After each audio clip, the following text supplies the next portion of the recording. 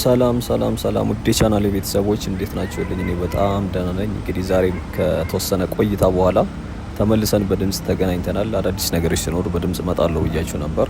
ዛሬ የሚገርም ሁለት ፕሮጀክቶች አስጎበኛችኋለሁ። አንደኛው አራዳ ለግዠሪ ሞል የሚገርም አድቫንስ አድርጓል። ኦልሬዲ ወደ ፊኒሺንግ ላይ ነው። ሁለተኛው ደግሞ እንደምትመለከቱት ሜሪት ፕሮፐርቲስ የሚባል ከዚህ በፊት አንድ የሚገርም መኖሪያ መንደር እዚህ ዶሮ ማነቂያ ጋር ይቅርታ፣ እዚህ ሪበከንቱ ጋር አለ።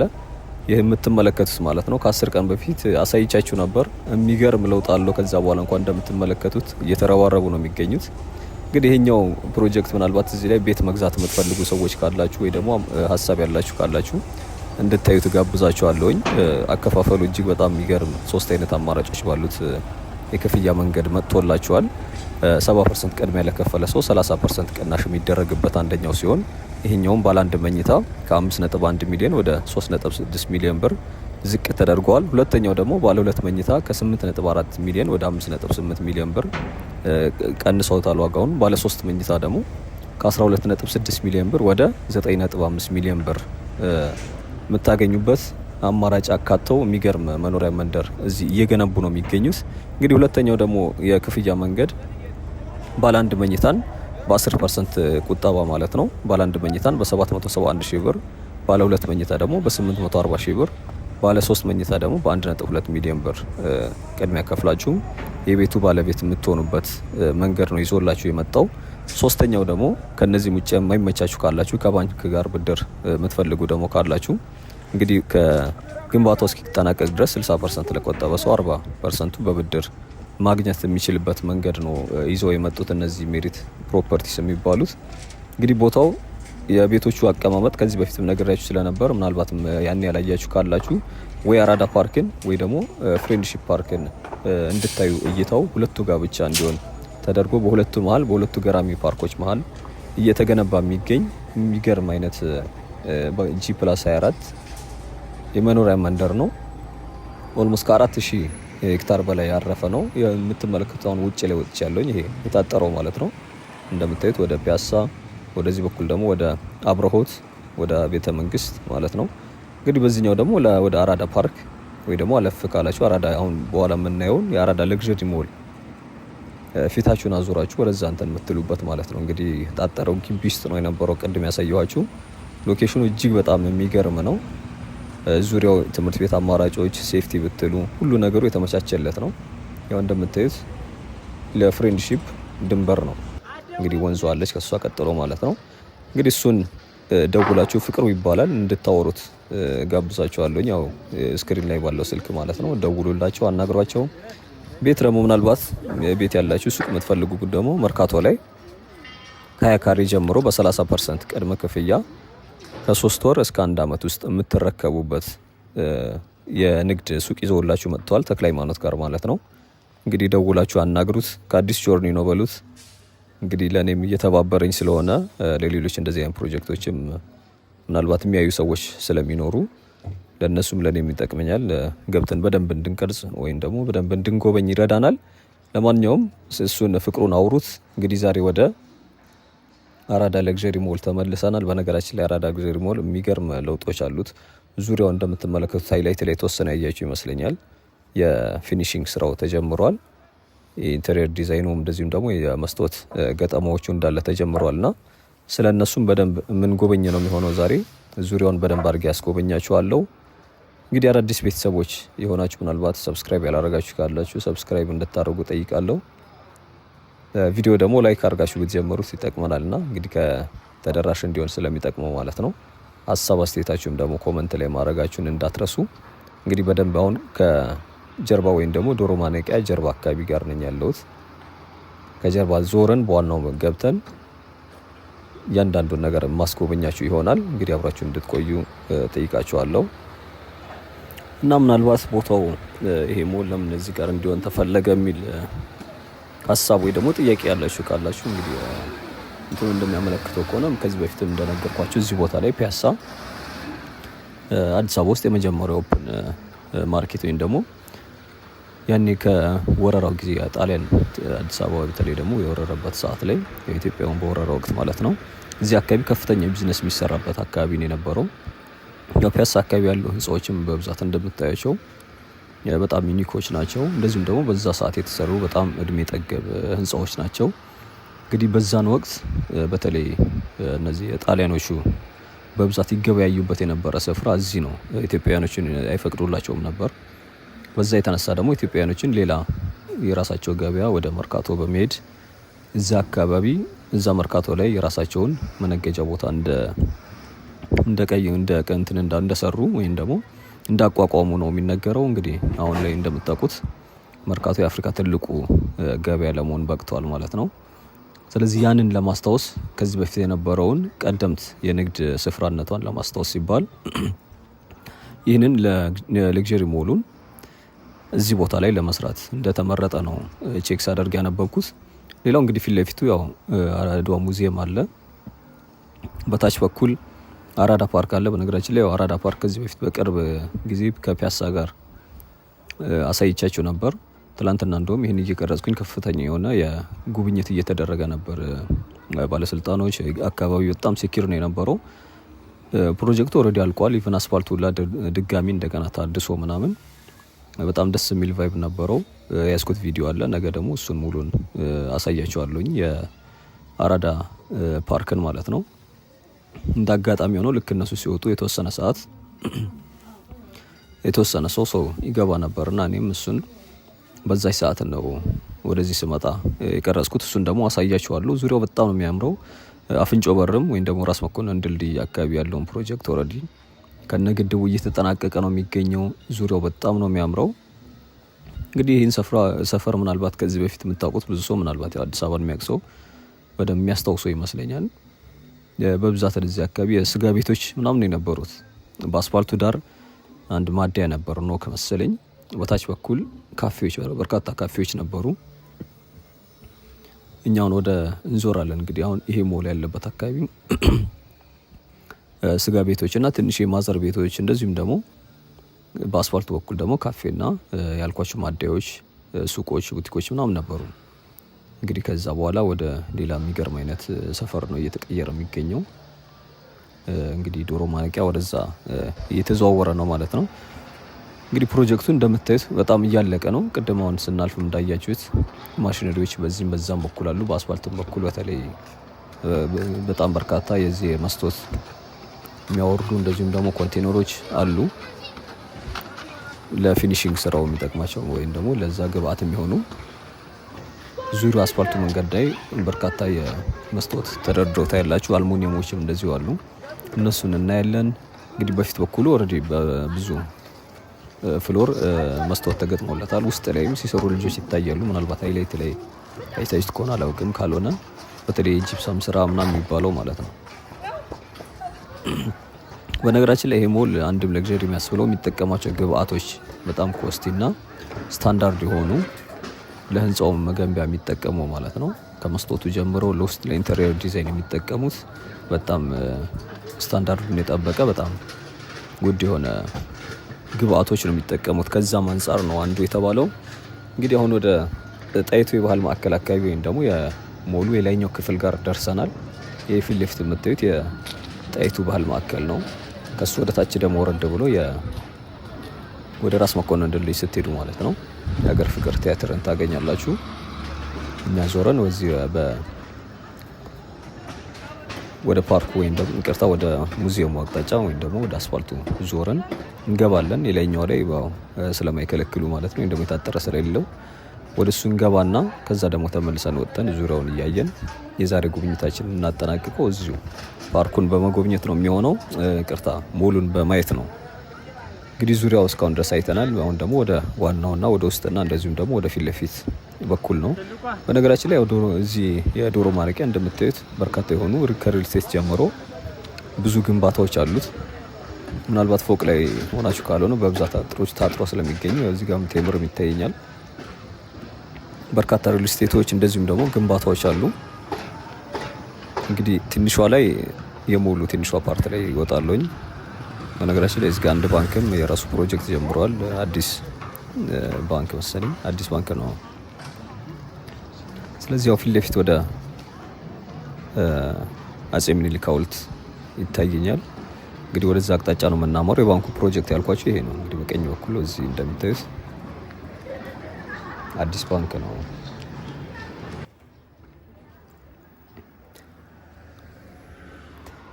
እና ይሄኛው ፕሮጀክት መቼ ነው የተጀመረው? ሙሉ ወደ 2023 ላይ በፈረንጆቹ ማለት ነው እዛ አካባቢ ነው የተጀመረው። እንዲጠናቀቅ ደግሞ ኤክስፔክት የሚደረገው በዚሁ አመት በፈረንጆቹ በ2026 ላይ ነው። አሁን እንግዲህ በ2026 ሶስተኛ ወር ላይ ነን ያለ ነው። ምናልባት ወደ መጨረሻው አካባቢ ሊከፈት የሚችልበት ነው። ኦልሬዲ አሁን ፊኒሺንግ ፔሪድ ላይ ስለሆኑ እዛ ስቴጅ ላይ ከደረሰ ከአሁን በኋላ ብዙ ነገር ላይ ቀራቸው ይችላል። በቅርቡ እንግዲህ ተጠናቀቀ ሲባል እንሰማ እንችላለን። እንግዲህ ሳይት ኤሪያው አጠቃላይ ቦታው እንትኑ የሚሸፍነው 20,000 ስኩዌር ሜትር ነው የሚለው። የፕሮጀክቱ ደግሞ ዲዛይን ያደረገው ሀባር አርኪቴክትስ እና ኪት ስቱዲዮ ነው የሚለው። እንግዲህ ሁለቱ ዲዛይን እንዳደረጉት ቼክ ሳረግ ወይም ደግሞ ይሄን ቪዲዮ ሳዘጋጅ ያየሁት መረጃ ነው። ወይም ደግሞ ዴቨሎፐሩ ደግሞ ኤምደብሊውኤስ ጄኔራል ትሬዲንግ ነው የሚለው። ሰፖርት የሚደረገው ግን በአዲስ አበባ መስተዳደር ነው። እንግዲህ በፋይናንሻሊ ምናምን ማለት ነው። ምናልባት ባለቤትነቱ ሙሉ ለሙሉ በማን ስር ነው የሚለው አላውቅም። እንደምታውቁት ብዙ እንትኖች አሁን ፕራይቬት ፓርትነርሺፕ በሚባለው መንግስትና ባለሀብቶች በጋራ የሚሰሯቸው አይነት ፕሮጀክቶች አሉ። ከዚህ በፊት ለጋር ፕሮጀክት ነው አይተን ነበረ። ትዝ የሚላችሁ ከሆነ ካየን ውስጥ አንደኛው እሱ ልክ እንደዛ ነው። በዩናይትድ አረብ ኤሚሬትሶች እና እንደዚሁም ደግሞ በአዲስ አበባ መስተዳደር በጋራ የሚሰራ ማለት ነው። እንግዲህ ኮንስትራክሽኑ የሚሰራው ግን ያው የቻይናው ሲሲሲ የሚለው ነው። በር ላይ ምናልባት እዚህ ያላችሁ አዲስ አበባ ውስጥ የምትኖሩ አይታችሁ ከሆነ በሩ ላይ የቻይና ኮሚኒኬሽን ካምፓኒ መሰለኝ ትክክለኛ አብሪቬሽኑ ሲሲሲሲ ነው። 4C እንግዲህ እሱ ነው እንትን ብሎ የምታዩት። በርካታ እንትኖች አሁን አዲስ አበባ ውስጥ የሚሰራው በተለይ ትልልቅ ፕሮጀክቶች እሱ ነው የያዛቸው። ቆይቷል እንጂ ምናልባት ብዙዎቻችሁ ካላያችሁት አላቅም። አዲሱ ኢኮኖሚ ዞን የሚባል አለ ጎተራ ላይ። አሳየን ብላችሁኝ ከዚህ በፊት ሄጄ ነበረ። እሱን ላሳያችሁ ከውጭ በኩል ሆኜ የተወሰነ እሱን አሳይቻችሁ ነበር። እሱ ደግሞ ሌላ አዲስ አበባ ውስጥ ከሚሰሩ እጅግ አስገራሚ ፕሮጀክቶች ውስጥ ጎተራ ማሰላጫው ጋር የሚገኘው የዚህ የአዲስ ኢኮኖሚክ ዞን የሚባለው ነው። ሁለተኛው አዲስ አበባ ስቴዲየም፣ እሱም ከዚህ በጣም እሱ እንኳን ተደጋጋሚ ነው ያየ ነው። ብዙዎቻችሁ የምታውቁት ይመስለኛል። ምናልባት ቆይተዋል እንጂ ኢቭን እስከ ግራውንድ ድረስ ወርጄ ብዙውን ዝርዝሩን በድምጽ ጅምር ዲቴይሉን እንትን ብያችሁ ነበር። እንግዲህ በርካታ ትልልቅ ፕሮጀክቶች እሱ ነው የሚይዛቸው። እንግዲህ አሁን በነገራችን ላይ ትንሿ እንትን ላይ ገብቻለሁኝ። ሙሉ ላይ ከላይ ነው ያለሁት። እንደምታዩት ይታያችኋል ጫካ ከዚህ እንዴት እንደሚታይ። በነገራችን ላይ አሁን ሌላው ደግሞ የጫካ ፕሮጀክት በደንብ አድቫንስ እያደረገ ይመስላል። ምክንያቱም ያው ውስጥ እንኳን መግባት ባይቻል በደንብ ምናልባት ኦብዘርቭ ለሚያደርግ ሰው ተራራው ጫፍ ላይ በርካታ ነገሮች አሁን መታየት ጀምረዋል። የትም ሆናችሁ ማለት ነው። እንግዲህ አሁን ፒያሳ ላይ ያለ ነው። ከዚህ በፊት ደግሞ ባለፈው ቀበና ላይ የቀበና ፕሮጀክት ምናልባት ከ4-5 ቀን በፊት ቀበናን አሳይቻችሁ ነበር። እሱም በደንብ እንትን እየተባለ ነው የሚገኘው። እዛም አካባቢ ሆናችሁ በደንብ ነው የሚታየው የዚህ የጫካው ፕሮጀክት። እንግዲህ ዳር ላይ ከዚህ በፊት ዲዛይን ተብሎ በፎቶ ወይም ደግሞ በአኒሜሽን የምናውቃቸው የነበሩ እንትኖች አሁን ተራራው ላይ በደንብ መታየት ጀምረዋል። እሱ ደግሞ እንግዲህ ምናልባት የሆነ ጊዜ ጎብኙት ከተባለ ያንንም የምናይ ነው የሚሆነው። እንግዲህ ወደ ሞላችን ወይም ደግሞ ወደ ለግዠሪ ሞሉ ስንመለስ ያው እንደምታዩት እዚች ጋር በነገራችን ላይ ሱቅ የመክፈት ወይም ደግሞ እንትን የማለት አላማ ካላችሁ እዚህ አካባቢ በርካታ ሱቆች እንትን እየተባሉ ነው የሚገኙት። አሁን እኔ ያለሁበት ላይ እንኳን ሁለተኛው ላይ ስለወጣው ነው እንጂ ታች በኩልም ዙሪያው ላይ ልክ ሃይላይት ላይ እንዳያችሁት አይነት የመስታወት ትንንሽ ሱቆች የተሸነሸኑ በርካታ እንትኖች አሉ። ምናልባት መጥታችሁ ደግሞ በአካል የምታዩበት መንገድ ካለ ያው እንደምታዩት ከአዲስ አበባ ከተማ አስተዳደሩ ዋናው እንትናቸው ፊት ለፊት ነው የሚገኘው። እጅግ በጣም የሚገርም ቦታ፣ ሰው በደንብ ፍሎ የሚያደርግበት የሚዝናናበት ወክ የሚያደርግበት አካባቢ ነው። ያው ዙሪያው እንዳለ ሱቆች ናቸው። መሀል ላይም ልክ እንደ ካሳንቺስ እንዳለችው አይነት እዚህ የግላስ እንትን አለች። ምናልባት ወደ ፓርኪንጉ መውረጃው ነው ወደ ውስጥ ማለት ነው። እንደዚህ አይነት የተሰራው ሌላ አፍሪካ ህብረት ወደ ሳር ቤት ስትሄዱ ልክ በእንደዚህ አይነት የተሰራ በተለይ እንኳን በአብዛኛው ለዲፕሎማቶች እንደዚህ ነው፣ ለባለስልጣናቶች ለስብሰባ ለሚመጡ የተለያየ የሀገር ውስጥ እቃዎችን ለሚገዙ ሱቆች አሉ። ከዛ ውጭ ግን ሰፋ ያለ የፓርኪንግ ስፍራ አለ በዚህ ዲዛይን የተሰራ እሱንም ከዚህ በፊት አይተነው ነበር። ያው ሱቅ ያልኳችሁ ልክ እንደዚህ አይነት ማለት ነው። ዙሪያው በርከት ያሉ ምናልባት ያው በጨረታ ወይ የሆነ ነገር ሊኖር ይችላል ሲጠናቀቅ መንግስት ስለሚያስተዋውቅ። እስከዛ ደግሞ እንግዲህ ማየት የምትፈልጉ ጎራ ብላችሁ በዚሁ ጥበቆችን ጠይቃችሁ ማየት ነው። እንግዲህ ወደ ሙሉ የተሰራበት አላማ አንደኛው ትልልቅ ዲዛይነሮችን ወደ ሀገር ለመሳብ፣ እንደዚሁ ደግሞ ውድ የሆኑ እቃዎች ለማምጣት ወደ ውጭ የሚወጣው ፎሪን ከረንሲ በተለይ ዶላር ለማስቀረት፣ እንደዚሁም ደግሞ በሀገር ውስጥ ለመተካት ሲባል ለዛ አላማ ነው ታስቦ እየተሰራ የሚገኘው። በጣም ብራንድ ቡቲኮች እጅግ በጣም ደግሞ ብዙ የሬስቶራንት የካፌና እንደዚሁም ደግሞ የመዝናኛ ስፍራዎች ይኖሩታል ሲጠናቀቅ ማለት ነው። ዓለም አቀፍ ዲዛይነሮችም ይመጣሉ ተብሏል። እንዲሁም ከዚህ በፊት ቼክ ያደረኩት መረጃ አንደኛው ምንድነው እነሱም በቃ የመኖሪያቸው ምናምን ይመቻችላቸዋል። እነሱ ሙያቸውን ይዘው ይመጣሉ። ስለዚህ ብዙ ነገር እዚሁ ዲዛይን በማድረግ ለሀገር ውስጥ እንደሚያቀርቡ፣ እንደዚሁም ደግሞ ሌሎች ቱሪስቶችንም ለመሳብ እንግዲህ አሁን አዲስ አበባ ሌላው በደንብ ቪዚት ከሚደረጉ የአፍሪካ ከተሞች ውስጥ አንዷ እየሆነች ነው። ኢትዮጵያም ደግሞ በርካታ የሚጎበኙ የቱሪስት መስህብ የሆኑ ስፍራዎች ስላሏት እዚህ የሚመጣ ሰው ደግሞ የግድ አዲስ አበባን መርገጥ አይቀርም። አዲስ አበባ እንትን ካለ ደግሞ ወደ ፒያሳ ጎራ ማለቱ ስለማይቀር ቦታውን በጣም አይዲያል ነው።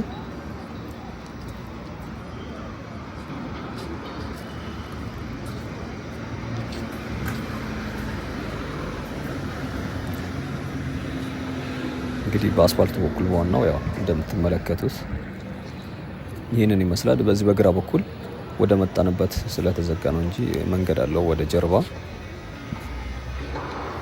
ፊት ለፊት ያለው የአራዳ ክፍለ ከተማ በዚህ ነጫው ህንፃ ወረዳ ስንት እንደሆነ አላውቅም፣ ግን አንደኛው ወረዳ ረስቼው ነው። እንግዲህ ያው አራዳ ክፍለ ከተማ ስር ነው የሚገኘው ማለት ነው። ወይም ደግሞ አሁን ያለ ነው በአጭር ቋንቋ የአዲስ አበባ ሴንተሩ ላይ ነው ያለ ነው። አድዋ 00 ያው ሙዚየሙ ስር ነው፣ ወይም ደግሞ ሙዚየሙ አድዋ 00 ነው የሚባለው። የትኛውን ቦታ ለመሄድ መነሻ ነጥቡ ወይም ደግሞ ኪሎ ሜትር ሲለካ ከዚህ ከአድዋ ሙዚየም ስር ነው የምትነሱት። አለች ውስጥ ምናልባት ገብታችሁ የምታውቁ ከሆነ አድዋ 00 የምትል ቦታ አለች። እዛች ቦታ ላይ እንደ መነሻ ነጥብ ትቆጠራለች። ስለዚህ እኛ አሁን ከአዲስ አበባ በ0 ኪሎ ሜትር ርቀት ላይ ነን ማለት ነው።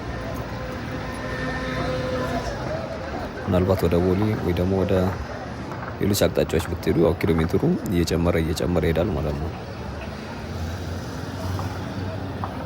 እንግዲህ መስታወቶቹ ይታያቸዋል ብዬ ተስፋ አደርጋለሁ። በደንብ ያው እየተሸፈኑ ቢሆኑ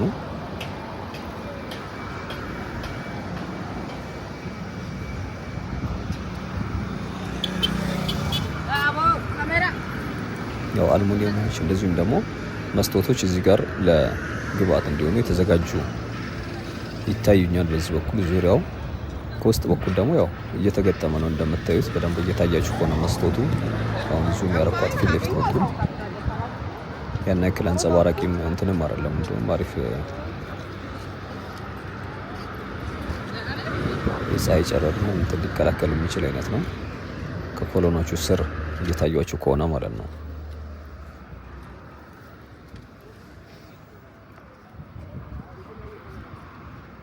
እንግዲህ መቼ የተጀመረ ኤግዛክት ቀን ወይም ደግሞ መቼ ይጠናቀቃል የሚለው እንዳልኳችሁ ቼክ ያደረኩት 2023 እና 2026 ከሚለው ውጪ ስፔሲፊክ ቀን የለውም። ምናልባት ደግሞ እዚህ አካባቢ የምትሰሩ ወይ ደግሞ ስለዚህ ፕሮጀክት ዲቴል የምታውቁ ካላችሁ ኮመንት ላይ ልታስቀምጡልን ትችላላችሁ።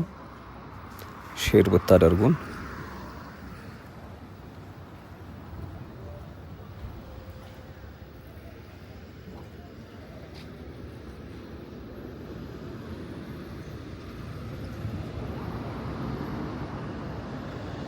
እንግዲህ በጀርባ በኩልም 2 በሮች አሉት።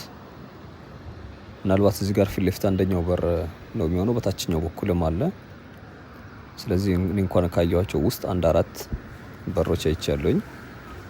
ያው ብዙ በሮች እንደሚኖሩት ይጠበቃል።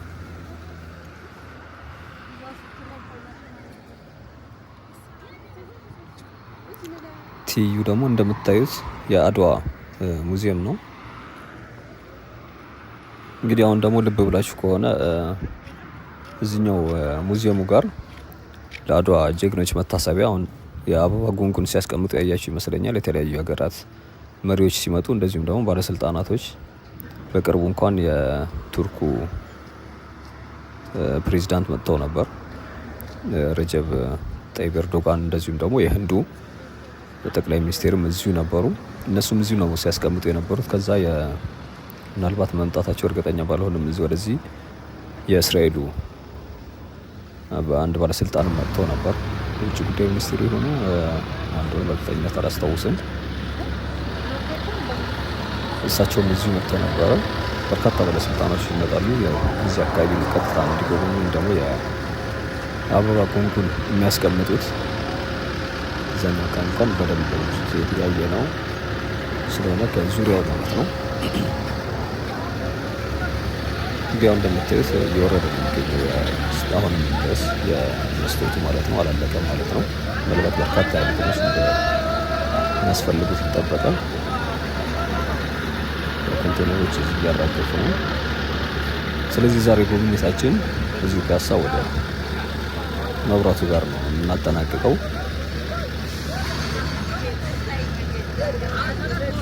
ያው አንዱ በር እዚህ ጋር ነው የሚገኘው ማለት ነው። ሁለተኛው በር በታችኛው በኩል ወረደ ብለን እናገኛለን። ይታየኛል አልሚኒየሞች ዙሪያው እንደምትመለከቱት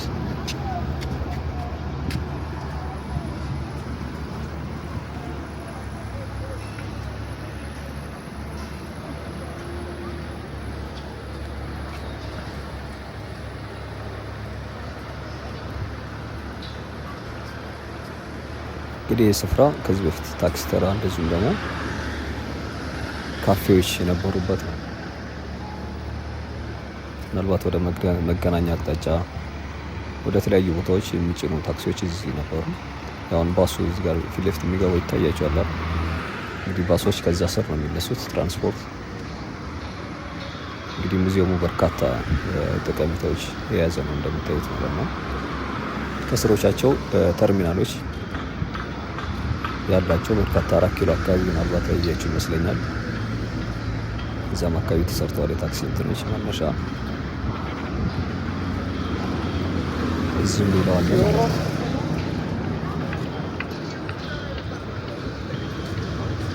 ያው በእርግጥ አሁን ይሄኛው መንገድ ዋን ዌይ ነው።